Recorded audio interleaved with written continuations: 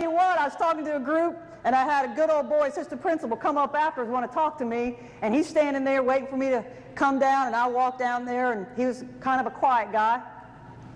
And he said, "You know that thing about them cows?" And I said, "Yes, sir." He said, "You're spot on." And I said, "Do tell." And he said, "I was raised on a dairy farm." And he said, "My daddy always told me you got to be nice to them cows." He said, "You want to know what cows fear the most?" And I said, "Yes, sir." He said, "Being yelled at." He said, "Cows don't like to be yelled at." He said, "My daddy had to fire a couple of cow hands because they just didn't understand you got to be nice to them cows." He said, "You go in, you gonna go milk that cow." He said, "You talk to them, sing to them if you want to. You talk to them real nice." He said, "Oxytocin just flows."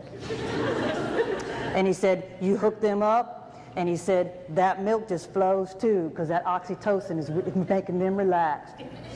He said, "You go in there," and he said, "You're mean to them cows." He said, "Cortisol all up on them." And he said, "That cortisol stresses them out." And he said, "You go in there, you hook up them machines, you know what happened to them udders?" And I said, "No, sir." He said, "They lock up."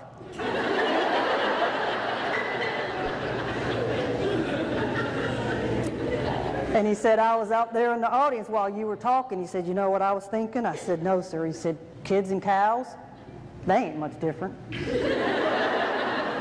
And I said, "You know what? I think that you are spot on.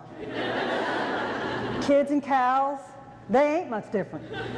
And I want you to think about during the school year, am I creating cortisol situations or oxytocin situations? Am I relaxing them or stressing them?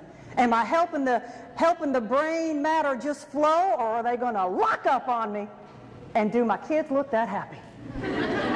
Do my kids look that happy?